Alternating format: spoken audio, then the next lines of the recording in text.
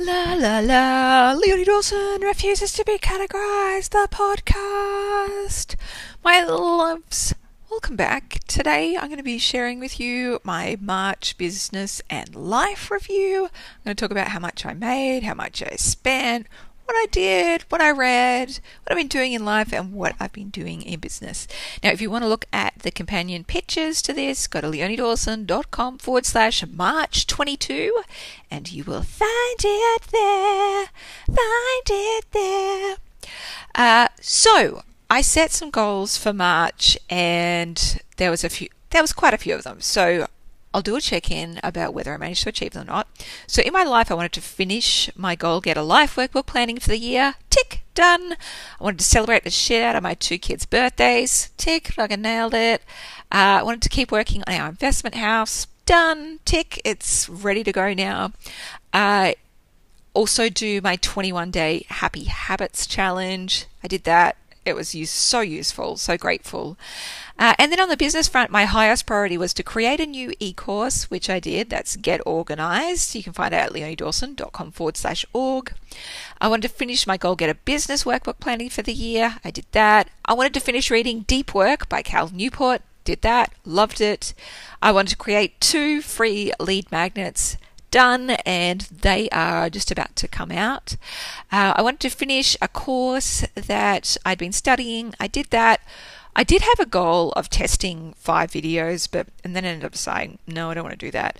And then my other 2 goals, which I didn't complete, was to complete a project 10% on Pinterest and batch create all my content for March and April. Don't care. Anyway, so all that stuff happened, and then a whole bunch of other things happened in March. March was hectic. So we started with extensive flooding in our region.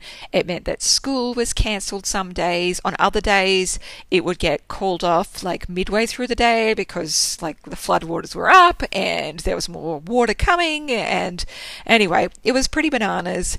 And then on the days that it wasn't cancelled, our usual route to school went underwater, and it was underwater for kilometres. And so we had to take this detour, and it took us like 4.5 hours a day plus to do school runs. It was intense and exhausting, and I'm still so grateful that our home was safe. And yeah, it was pretty intense. My girls also celebrated their birthdays. They turned 8 and 12. I can't believe I've got a 12-year-old. It's just banana ramas.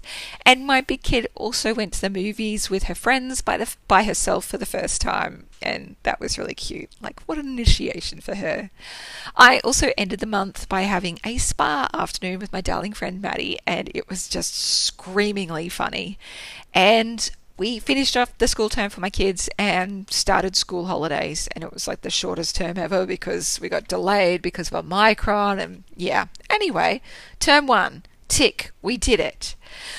So in other life news, in March we bought a new house and we're moving again. So you're probably laughing, and I totally get that because I'm laughing too.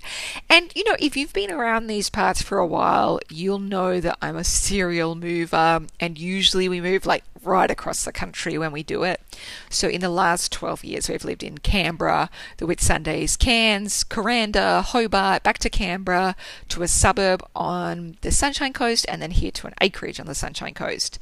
And we've been in our current house on acreage for almost 3 years. It's been such a huge blessing especially during the pandemic, you know, just to have so much space around us.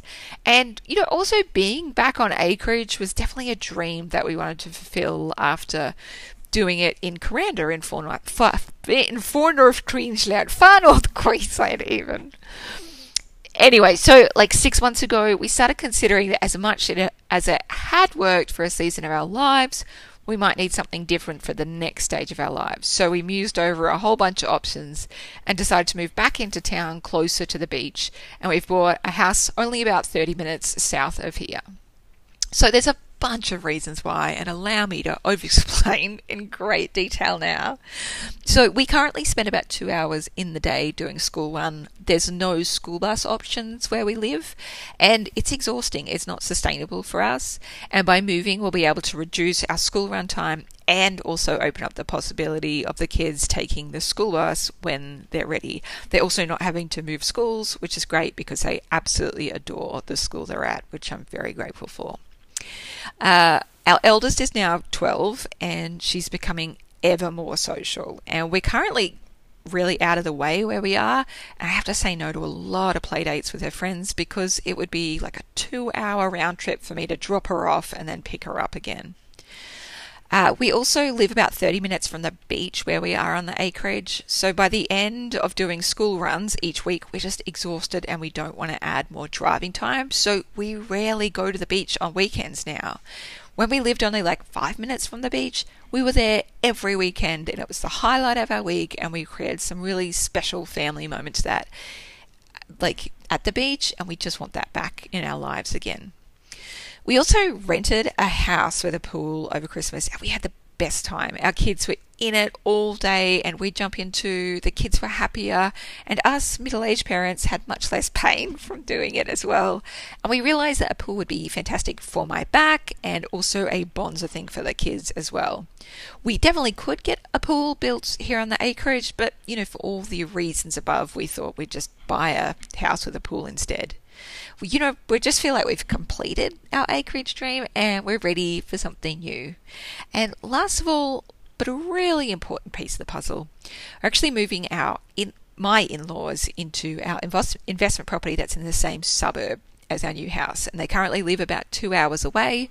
We'd love to be able to pop over more often, and having them around the corner will be useful just to nurture more family time and provide support to them as they age as well. So, I have to factor aging parents into life decisions now for the first time. So we'll probably move in maybe end of May once we've got some new flooring installed in the house. I just chose what we're getting done today. It's hybrid timber planks, and I keep thinking it's like bleached black butt, which makes me think like bleached butthole, but it's not. It's called coastal black butt or something. I don't know, even it's got butt in it, and that makes me happy. Anyway, I feel really excited about the move, and I feel like it's going to be such a good one for our family for right now. And I'm also I'm not going to lie, I feel a teensy bit overwhelmed just by the enormity of what's happening. We will sell our property that we are currently in. We thought about keeping it, but it's just a bit trickier to rent out an acreage property. And yeah, we'll sell, but we won't sell till after we move because I don't want people in my house. I don't want people in my house. Oh, you know what else happened in March? We caught COVID. So my biggest kid caught COVID and then gave it to me. We were quarantined for about 10 days waiting for it to pass. All in all, we definitely didn't get off too badly from it. I was triple vaxxed. She was due for her second vaccination on the day that she tested positive. My kid ended up napping for hours the first few days, which is really unusual for her. She's never been much of a sleeper. She hasn't slept in during the day in 8 years. So, it definitely kind of knocked her about, but she did, come back and she's good as gold now. Mine was pretty mild. I did feel waves of exhaustion for 3 weeks afterwards. And I wasn't sure if it was post-viral fatigue or just, life, but it has passed now and I feel back to myself. As you know, I had a shithouse experience with swine flu years ago, and I was really concerned about being ill like that, so I'm super grateful that it was mild. I'm so grateful for vaccines. I am so grateful for healthcare workers. What a time to be alive. Right, best books I read and favourite TV movies of March. So my favourite TV last month was Bridgerton Season 2. Now, I want to say, I fucking loved Bridgerton Season 1. I did. I thought it was perfection on a stick, so much so that when I go to the dentist, my dentist has an screen overhead and she asks what we want to watch on TV, and I always say Bridgerton, and she's cool with that. She loves Bridgerton. And honestly, it's the best pain relief ever. Like, I don't notice a fucking thing.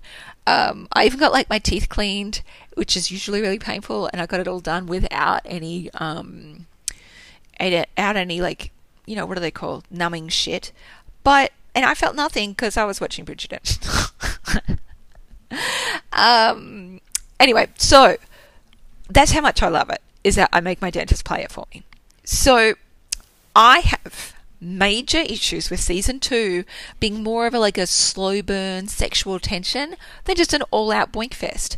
My preference is firmly and most ardently in the all-out boink fest category, because all that slow burn sexual tension shit and breathing on each other's faces, that's what the rest of beige boring ass fucking TV is for. So I do have feelings about season 2. I wish it would have been perfectionistic if only there was more sex scenes. More sex scenes. More sex scenes. More sex scenes. So, despite the lack of the boinkage, I still love the series, and I'm really rooting for it to return to its rooty roots in season 3. So let's cross all our fingers, our toes, labia, everything. Right, best books. Now, I came clean. In February, I only read 3 books, which is very unusual for me. But, did have a bit of a Menti B breakdown, so can't have everything. So in March, I read 17 books, which is, much closer to average for me. And I'll share with you my 5-star favourites. I loved Confessions of a Misfit Entrepreneur, How to Succeed in Business Despite Being Yourself. And that's written by Kate Toon. She is a Aussie entrepreneur, and she just shares her business journey in a really quirky, upfront kind of way. And, gal after my own heart. Quirky, upfront, say it how it is. Yes, plus. Yes, plus. I also really loved How to Have Feminist Sex, a fairly graphic guide by Flo Perry. I got some huge insights out of this. Plus, graphic novel is my very favourite way to learn about more complex topics. I listened to Rich as Fuck as an audiobook by Amanda Frances. Holy shit, it was phenomenal. I absolutely adored it. Definitely going to add it to the Mega Money recommended resources list in my course, Money Manifesting and Multiple Streams of Income.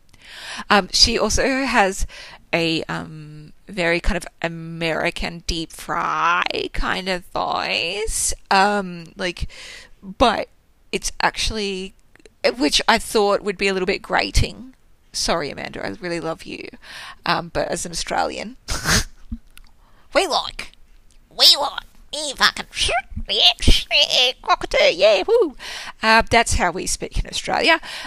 Anyway, it's actually kind of adorable. I was just so enamored with her by the end. I fucking loved it. I really fucking loved it. I also went on a Kat Sebastian bender, and I regret nothing. She is the queen of queer Regency romance. So I read 4 of her books. They were all 5 stars. A Delicate Deception, Two Rogues Make a Right, A Duke in Disguise, and The Ruin of a Rake. Highly recommend. If you need some queer Regency romance in your life, Kat Sebastian is for you. I also started reading David Walliams books to the kids. We got very into it. We tore through The World's Worst Parents and Gangster Granny, and we quickly ordered more and more and more so we can just continue on our David Walliams bender. Now, in March, what I got up to in business, it ended up being a bit of a combination month of lots of different things happening. I ran a live round of Marketing Without Social Media. I hosted my monthly group coaching call for all of my eCourse students, which was super fun. And I prepared for my new eCourse launch of Get Organized. The biggest project by far I pulled off was my small group coaching program that I opened for enrollment, and it's now closed. And it's called the Uplevel Incubator. There's only 13 people I'm working with in it, and it's just very intensive coaching. I haven't offered this level of intensive coaching in like 10 years. It's not something that's part of my usual business model. I just had this like intuitive inkling that I love to offer it again and mentor another small cohort again. I feel like I really felt like it would be most powerful if it was existing business owners who were already turning a decent level of profit so that we could accelerate their growth even faster. And to make sure that I was supported as a mentor and to provide as much client support as possible, I asked my business manager Zeta and my best mate Tam to be assistant coaches. The thing I said to people who weren't at that stage of business who could afford it yet, I was like, that's fine. Like, this is for like people who've already like managed to find a decent income stream through their businesses and, to be hitting goals with it. If you're not at that point yet, that's totally fine, because that's what my courses are for. They are low cost. They give you absolutely everything in order to get, the thing done, whether it's you need to create an e-course in the world, you want to write and finish your book in 40 days, whether you want to improve your money and manifesting skills, whether you need to improve your sales and copywriting skills, all the things really, marketing without social media, getting organized, all those things. Those are the lower priced offerings that you can use to start your business, and they really give you everything you need to know in order to get started and start raking it in. And then maybe in 10 years, when I finally offer another intensive coaching round, you can join it then. Sorry, I do it more often, but I'm an introvert. Anyway, I made it a higher priced offering to compensate me and my team's time and energy. And even though it's a higher priced offering, I definitely could make more money just from doing e-courses, and I would do that with much less time at work. But, I felt called to doing it. I regard it a wee bit as kind of like my community service to offer it. It's just one that I get paid for. It's like enough cash for me to go, yeah, okay, I can devote some time to that. If I sold e-courses, just like if I spent that time doing e-courses, yes, I would make more money that way. But I like to follow like that intuitive hit inside of me. So, I really feel like it's a joy, like to be able to connect more deeply with some people and to be able to support them to help them make their next dreams come true. And it's going to be super fun. Anyway, I've got some stats for you in case you're interested in behind the scenes stuff. The price was USD $5,000 or 3 payments of $1,888 US. People had to apply via an application form so I could determine if they were the right fit.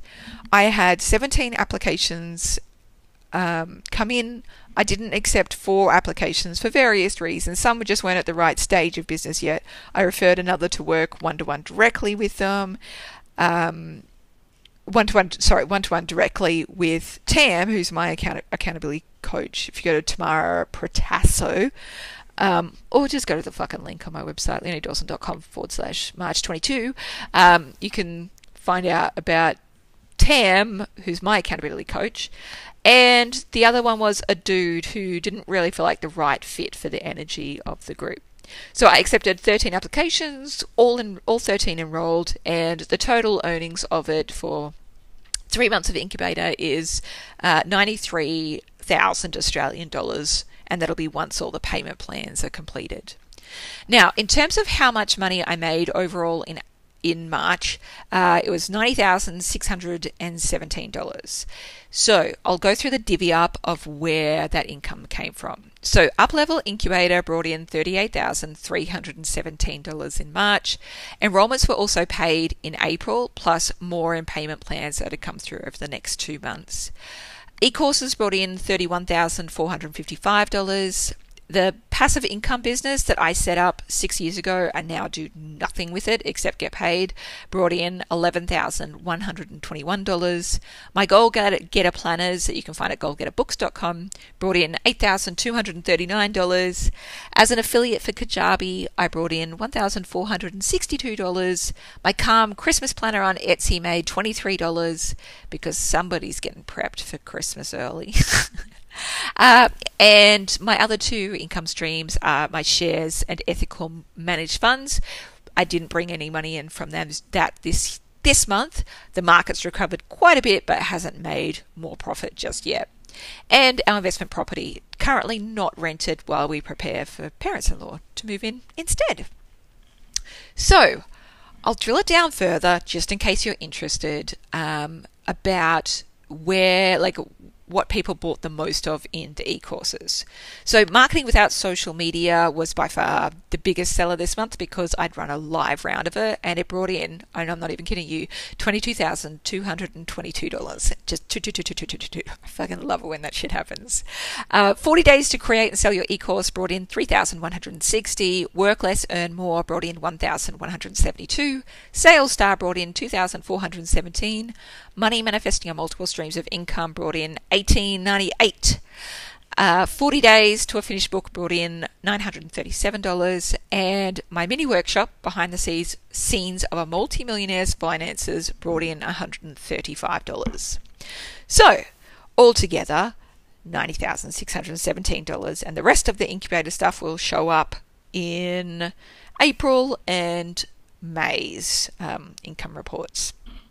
Oh, and some maybe in June. I can't remember. Whatever. Okay, let's talk about expenses. That's right. Okay, so a lot of people wanted to know this stuff, so I'm going to start including expenses to give you an even more transparent look at profitability. So contractors cost me $5,925 for the month. This is for one part-time customer service virtual assistant, one part-time online business manager. Now, they are paid on the higher side of pricing, and I really don't mind paying people who I trust and have a long time working relationship with. I want them to feel appreciated. I want them to be able to live good lives. They live here in Australia, and cost of living is more expensive in Australia, so I pay on the higher amount. I have worked with offshore VAs, and for me and my business, I don't find it's a good fit. So I really like having people like Australians, who are in my time zone and who can also just send absolutely trashy GIFs with me and, just be horribly offensive with me. So I appreciate that. It's very important. Got to be a cultural, a Leone cultural fit. Anyway, okay. By far the biggest expense this month was I had a really large bill for my accountants. It was $19,320. However, that covers most of our financial year, plus a large one-off cost to create our holding company. So it was essential, and obviously it disperses and serves us for the rest of the year. It's just that the bill I had to pay this month. Our affiliates, I paid $12,595 for. PayPal and account fees came in at $1,168. Software subscriptions for everything we use to run our business online was $3,502. It's twice more than we usually pay. We paid for some subscriptions annually that month, so that's why that's up. Website hosting's about $98. Courses and books for me and my staff to learn from, because we're continuously learning, was about $3,052. And my minimum purchase order to qualify for my passive income business income was $123. So total expenses this month, $45,783. Total profit was $44,834. So that's a super high expensive month for me because I paid for the accounting for most of the year, plus the software in full for the year because it was most cost effective. Overall, it's still a fucking rad monthly profit to have, and I am so grateful. So from that profit, my husband and I then take salaries that we pay personal tax on, and we also pay compulsory superannuation as well, which is like contributions to retirement funds. If you are in Australia and you have a company as opposed just to a business, it is compulsory for your staff or directors to get paid superannuation. So that's how that works. Plus, I love contributing to super anyway.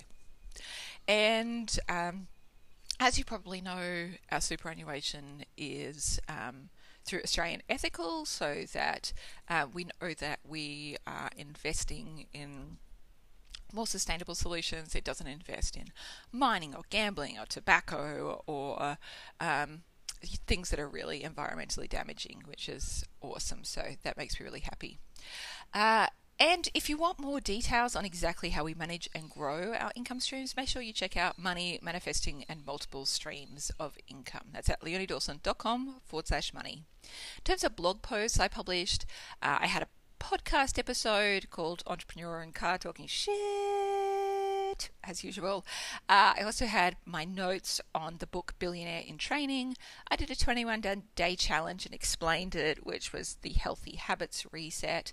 And I also did a diary episode of flooding and moving and more. And I also did an interview on marketing without social media. So if you want any of those links, head on over to leoniedawson.com/March22. So in terms of all of the software I use to run my business, I've got a big list over on the blog post. I'm not going to read it all out here, and then you can get all the links to it as well. Now, in terms of my goals for April, on the life front, I just want to stay sane. Honestly, that is my goal this month. We're going to be, we won't be moving this month, but, we've still got a whole bunch of new house stuff to do and pack and all that kind of shit. And I've also just in a really busy season of business as well. So I really want to practice supreme self-care, pack, organize renovations, moving, all that stuff. On the business front, I will be launching Get Organized, which is my new program, leoniedawson.com/org. I should have put a Y on the end, so it was orgy. That would have been amazing. I really missed the mark there. I also want to make sure I get everyone settled into my up-level incubator and for it to be just working beautifully. I want to create and share delicious content. And I just want to also get into good management habits of assigning priorities, all that kind of stuff. So those are my goals for this month. I'm super excited to do them. And if you haven't already, make sure you go check out Get Organized before we begin on May 1. Yeah! Woo! Woo, woo, woo, woo! All right, thank you, my loves, for sharing this review with me. And I'm excited. Let's go make some magic happen.